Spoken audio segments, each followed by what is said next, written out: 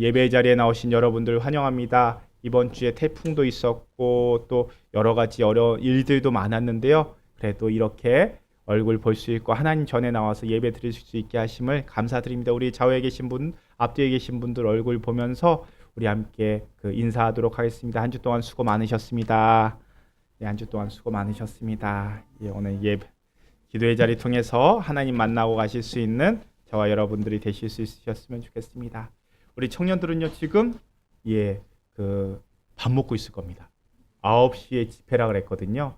우리 청년들이 직장인들이 많아서 8시에 모여서 밥 먹는 거를 첫 번째 목표로 삼고 있습니다. 그래서 8시에 모여서 밥 먹고요. 오늘 저희가 밴으로 같이 갔는데 지금 17명, 18명 정도 갔고요. 내일 오는 친구들 해서 한 20명, 22명, 23명 요 정도 된다고 들었습니다. 그래서 우리 청년들 이 시간 놀러 간 것도 맞는데요. 놀아야죠. 우리도 청년 때 그러지 않았습니까? 수련회 가면 재밌죠? 재밌게 놀고 또 하나님 만날 수 있는 시간 될 수 있도록 기도해 주셨으면 좋겠습니다. 그리고 여러분들도 잘 아시겠지만 무언가 하나님 기쁘시게 하는 일을 하려고 하면은 무언가 꼭 하나가 안 됩니다. 그리고 또 방해를 받습니다. 그 가운데서도 우리 청년들이 영적으로 지지 않고 그 자리에서 이겨내서 하나님 만나는 청년들이 될 수 있도록 같이 기도해 주시기를 부탁드리겠습니다. 우리 청년들은요 주일날 12시에서 1시 사이에 돌아와서요 1시 반에 청년부 예배를 마지막으로 드리고 수련회를 마칠 겁니다. 청년들 위해서 함께 기도해 주시면 감사하겠습니다. 우리가 지난주에는요 집중기도의 첫 시간으로 또 함께 기도했는데요.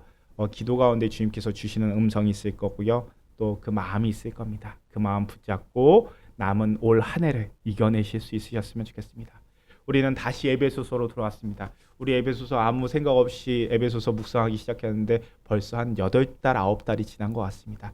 근데도 아직 4장이 안 끝났습니다. 올해 안에는 끝나겠죠? 에베소서가 몇 장까지 있는지 혹시 아세요?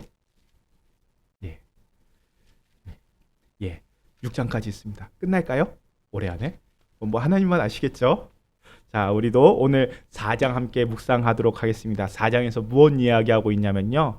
우리는 바울이 이야기합니다. 너희들 하나님의 부르심을 받은 사람이란다. 하나님께서 그 태 속에 생기기 전부터 하나님께서 너희를 지명하여서 너희를 부른 사람이란다. 하나님의 자녀들이란다. 그러면은 하나님의 부르심 받은 사람답게 합당한 그 삶을 살아야 하지 않겠냐. 그러니까 구원을 받았으니 구원을 얻었으니 하나님 나라를 유업으로 얻었으니 거기에서 그치는 것이 아니라 거기에 합당하게 살아가야 한다라고 이야기합니다. 즉 구원 받았다는 것, 이제 구원 받았다는 것 너희 알았지 않느냐? 거기에 머물러 있어서는 안 된다라고 이야기하는 겁니다. 믿음이 삶으로 드러내야 한다라고 이야기합니다. 이제 믿음과 행함, 믿음 알았으니 행함도 같이 드러나야 되지 않겠냐라고 이야기하는 겁니다. 그래서 4장 앞부분을 보면요. 우리는 성화라는 것을 묵상했습니다. 구원의 과정 속에 있다는 겁니다. 우리 성화 언제 이루어진다고요? 언제까지 이루어야 된다고요? 죽는 날까지 우리가 성화의 과정으로 이루어져야 됩니다. 그러니까 우리는 자라나는 과정 속에 있다는 겁니다. 그래서요. 그리스도의 장성한 분량까지 우리는 계속해서 자라가는 것이 구원의 목적이고요. 신앙의 목적이라는 거 확인했습니다. 이제 오늘 본문에서는요. 구원에 대해서 사도 바울이 독특한 표현을 사용합니다. 오늘 본문에서요. 옛사람을 버리라고 이야기합니다. 옛사람 버리고 24절이죠. 새 사람을 입으라라고 이야기합니다.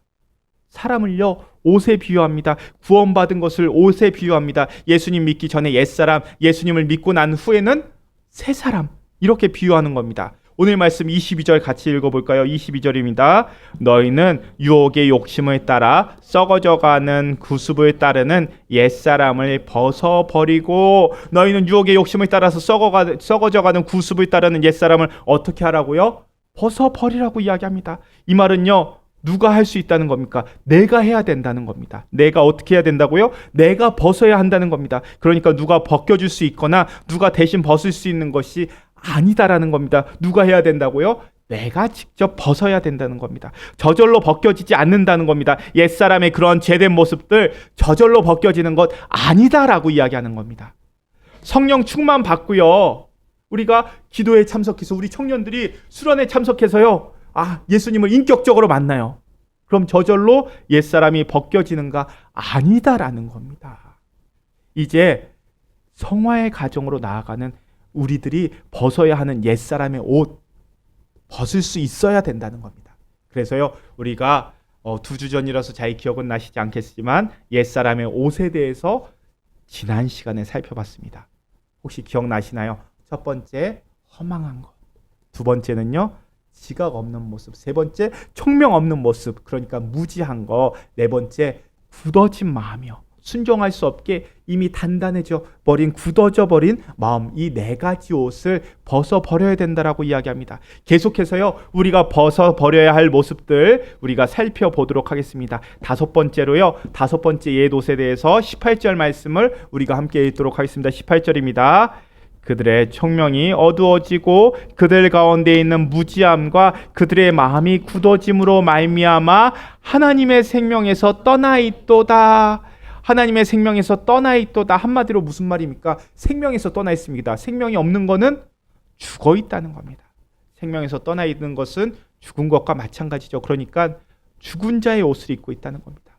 옛사람의 옷은요, 한마디로 죽은 자가 입는 옷입니다. 죽은 사람이 입는 옷을 무엇이라고 부릅니까? 우리 수의라고 부르죠. 그러니까 옛사람의 옷은 하나님에게서 생명이 떠나 있는 자가 입는 옷, 수의 같은 옷이란 뜻입니다. 그래서 다섯 번째는요, 하나님의 생명을 멀리하는 모습.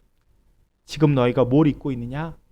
수의를 입고 있다. 빨리 죽은 자의 옷을 벗어버려라 라고 이야기합니다. 그러면서 19절 말씀, 19절도 함께 읽겠습니다.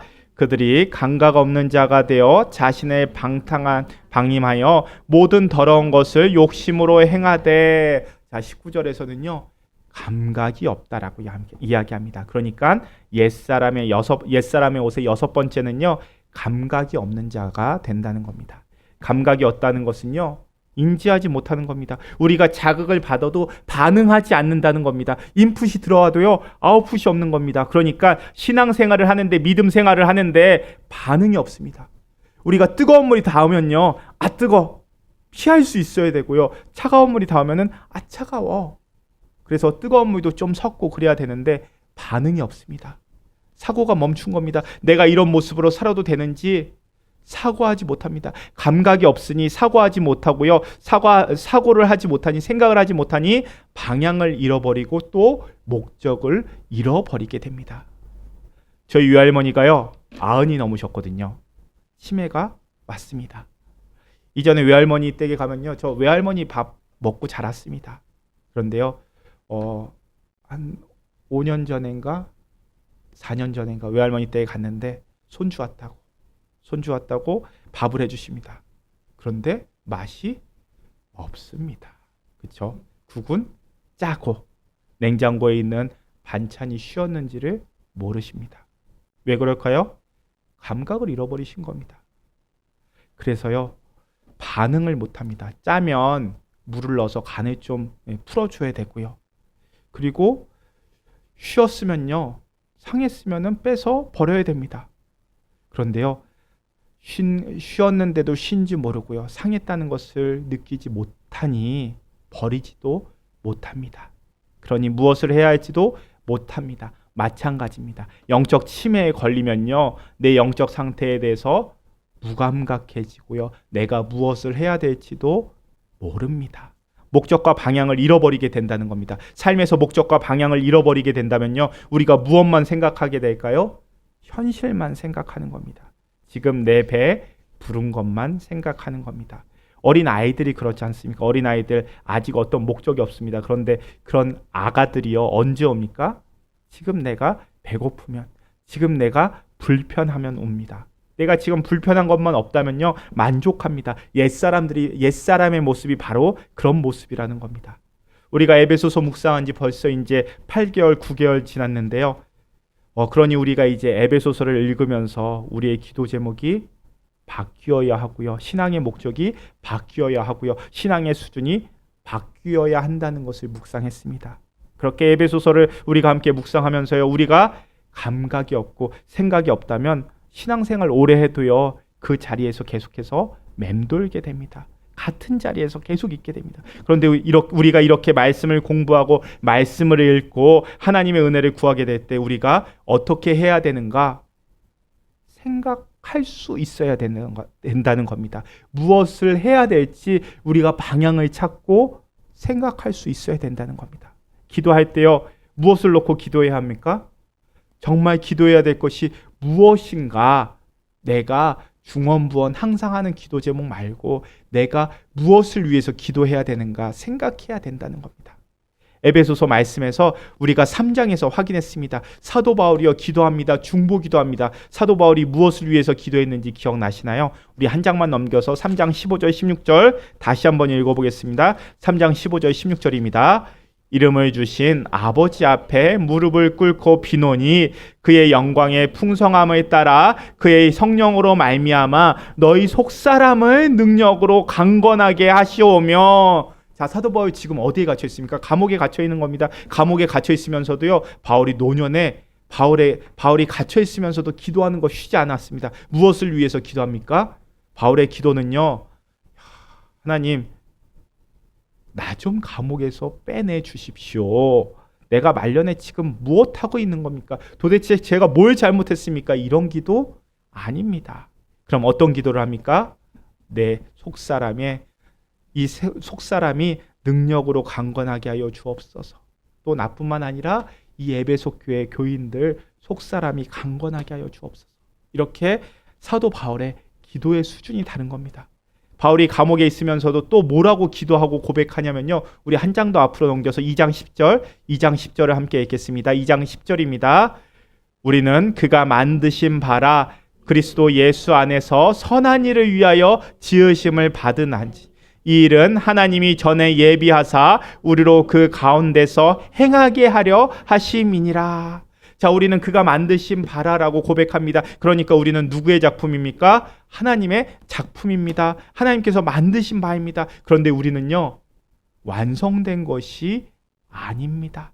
작품으로 만들어 가십니다. 그러니까 사도 바울의 기도는요, 하나님, 내가 하나님이 나를 통해서 빚은 작품으로 내가 끝까지 하나님 손에 맡김으로 완성되어 가기를 원합니다 라고 기도하는 겁니다. 완성되어 가는 과정, 행하는 모습, 이 모습으로 우리가 행하길 원합니다. 완성되어져 가길 원합니다 라고 기도하는 겁니다. 지금 바울은요, 감옥에 갇혀 있습니다. 인생의 노년식입니다. 그렇다면 이제 할 일 다 한 겁니다. 복음 증거하다가요, 몇 번이나 죽을 뻔했고요, 수많은 고난을 당하다가 지금 감옥 안에 갇혀 있습니다. 그러면 이제 바울 정도면 하나님 이제 제게 맡겨주신 일들 다 행했습니다. 주님 이 정도면 충분하지 않겠습니까? 이렇게 기도할 만도 합니다. 그런데 무엇이라고 기도합니까? 에베소서 쓰는 겁니다. 노년의 감옥에 갇혀서 에베소서 쓰며 이야기하는 겁니다. 아직도 하나님은 나를 통해서 작품을 만들어 가신다. 날 봐라. 선한 일을 위해서 나를 통해서 하나님께서 나를 지어가고 계시지 않느냐. 끝까지 나는 내 생명 다해서 그 순간까지 하나님이 나를 통해서 빚을 작품을 나는 완성해 가겠다라고 이야기하는 겁니다. 그것이 바울의 기도 제목입니다. 우리 기도 제목이 어디까지 자라가야 하는가? 바로 이 모습까지 자라가야 한다고 이야기하는 겁니다. 그것이 바울의 기도 제목이고요, 우리의 기도 제목이 되어야 한다는 겁니다.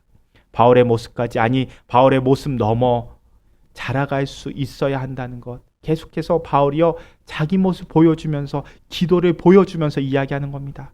그런데 그런 성장이 어떻게 가능할까요? 감각이 없는 자가 아니라 생각하면서 하나님께서 무엇을 원하시는가? 하나님이 나를 통해서 어떠한 일을 이루기를 원하시는가? 하나님이 내가 어디까지 자라가기를 원하시는가? 늘 생각하는 신앙, 하나님이 주신 그 감각을 잃어버리지 않는 신앙, 그러한 신앙 갖고 있을 때 우리는 거기까지 자라갈 수 있고 우리의 기도와 신앙의 내용이 바뀔 수 있다라고 이야기하는 겁니다. 여러분, 기독교요, 이성 종교, 이성의 종교입니다. 믿는 것 덮어놓고 믿는 것 아닙니다. 우리는요, 고민하고 생각해야 합니다. 우리가 생각을 멈추면요, 살아가는 대로 생각하게 됩니다. 다시 말해서요, 내가 지금 풍요하고 모든 걱정이 없으면 나 신앙생활 잘하고 있다라고 착각합니다. 생각이요, 기도가 내 삶을 이끌어가지 않고 내 삶의 모습이 생각을, 기도 제목을 덮어버리게 됩니다. 저는 신방하기 전에요, 기도 제목 요청드립니다. 그런데요, 가끔 그런 분들 뵙니다. 목사님, 저는요, 기도 제목이 없어요. 지금 다 좋습니다. 우리 자녀들도 회사 잘 다니고 있고요. 저도 건강하고요. 기도 제목 없습니다. 그런 분들의 경우요, 먼저는 아직 목사에게 기도 제목을 요청할 정도 신뢰가 없나, 아직 내가 부족한가라는 생각도 듭니다. 그런데요, 정말로 내 삶에 더 이상의 기도 제목이 없다, 솔직히 말씀드리면은 부끄러운 겁니다. 신앙이 멈춰 있는 겁니다. 거기에 멈춰서 만족하는 겁니다. 더 이상 성숙을 향해서 자라가지 않는다는 겁니다. 조금 더 정확하게 이야기하자면요, 생각이 멈춰 있는 겁니다. 우리는 이 땅 속에서요, 만족할 수 없습니다. 왜요? 이 땅에서 하나님 나라가 아직 이루어지지 않았지 않습니까? 이 땅에 하나님의 통치가 온전히 이루어지지 않았는데, 아직 아픈 사람들이 있는데, 아직 고통받는 사람들이 분명히 있는데, 나는 배 부르고 등 따스하다고 기도 제목이 없습니다. 내 삶이 평안하니 내가 신앙생활 잘하고 있는 것 같습니다. 아니요. 성경은 그렇게 이야기하지 않습니다. 바울은요, 그런 신앙이 멈춰있는 신앙이다라고 이야기하는 겁니다. 그럼 우리가 무엇을 위해서 기도해야 합니까?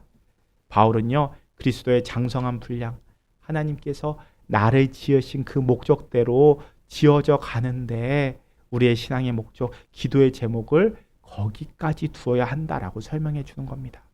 그 지어져 가는 과정 속에서 풍부를 주시면 우리는 그것 누리는 겁니다. 또 지어져 가는 과정에서 고난을 마주한다면은, 가난 주신다면요, 그것을 믿음을 통해서, 기도를 통해서 이겨 나가는 겁니다. 그러니까 부요와 가난이 내 신앙의 성숙에 영향을 주지 않도록, 그러한 신앙이 어떤 신앙이라고 말씀드렸나요?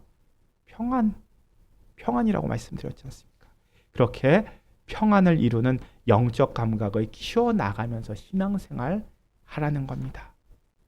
자, 이제 우리 6번째까지 했죠. 일곱 번째 옛사람의 모습, 어떤 모습인가? 19절 말씀, 우리 다시 돌아와서요, 4장 19절 말씀 함께 읽겠습니다. 에베소서 4장 19절 말씀입니다.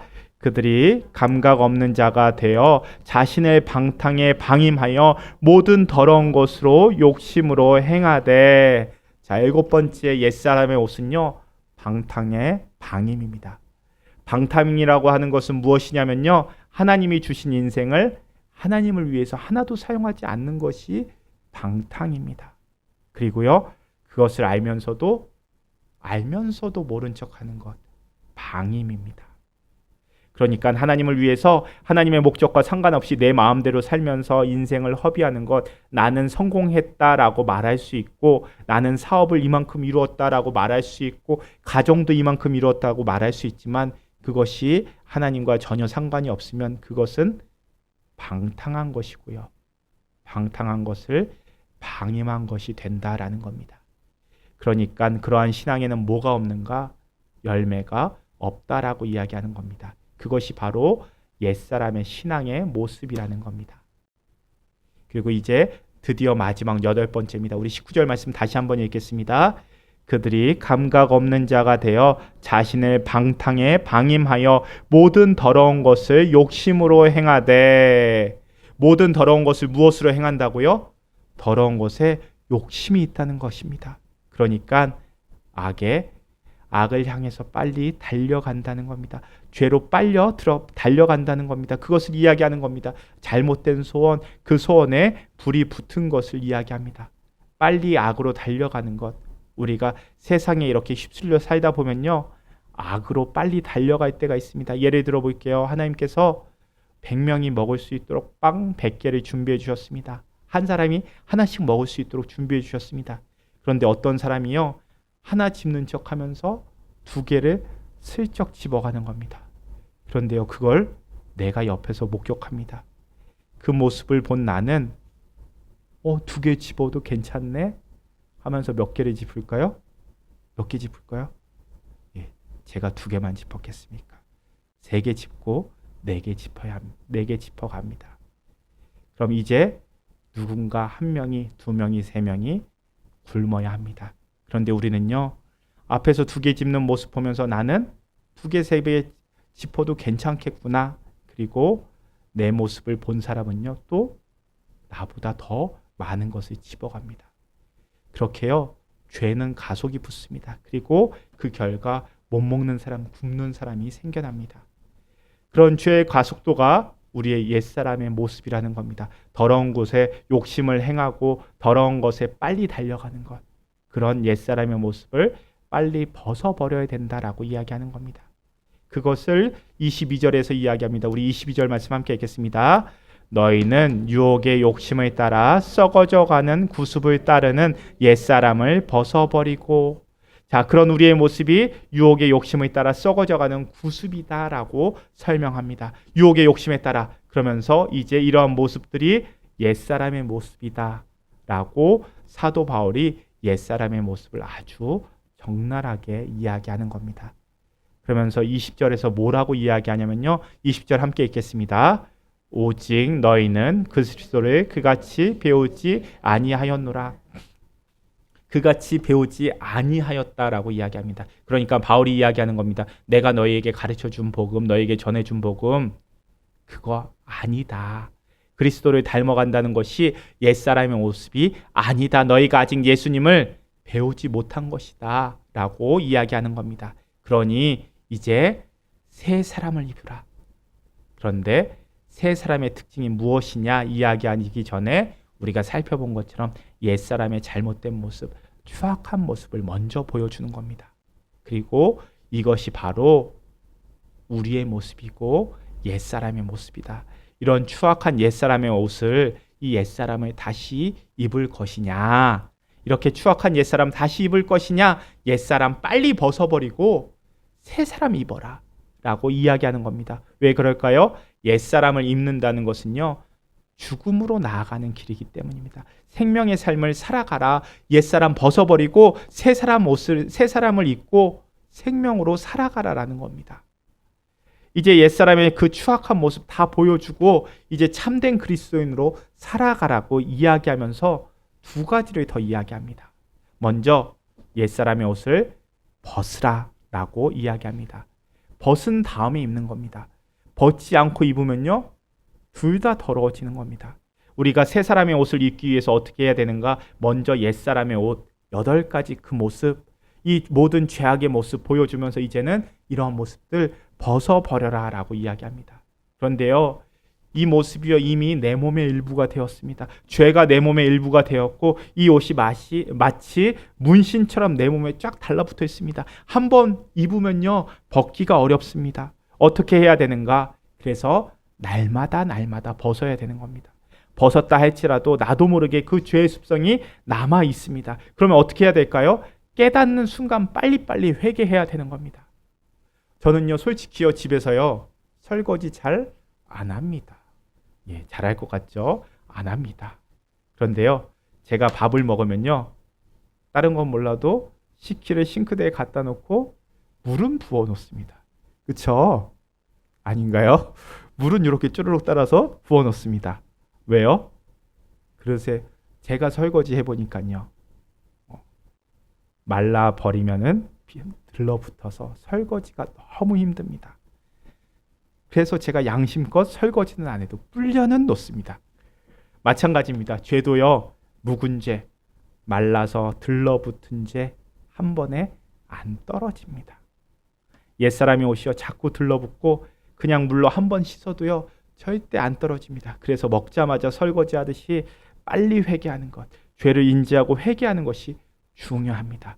달라붙으면요, 씻어내기가 너무 힘듭니다. 그래서요, 말씀 안에 거하고요, 기도 가운데 거하고 예배 가운데 거하는 것이 중요합니다. 날마다 말씀을 읽고 기도를 통해서 비추어서 내 삶 돌아봐야 하는 이유가 여기에 있는 겁니다. 죄를 그대로 놔두면요, 죄가 하루가 지나고 한 달이 지나고 1년이 지나면요, 죄가 이제는 만성화가 돼서요, 습관화가 됩니다. 그래서 새 사람 입기 위해서는요, 옛사람의 습관, 옛사람의 옷을 빨리 벗어버려라 라고 이야기하는 겁니다. 그리고요, 바울이 이야기하는 두 번째는요, 참된 그리스도인으로서 자라가기 위해서 옛사람의 옷을 벗어버림과 동시에 뭐 해야 된다고요? 새 사람의 옷을 입어야 된다라는 겁니다.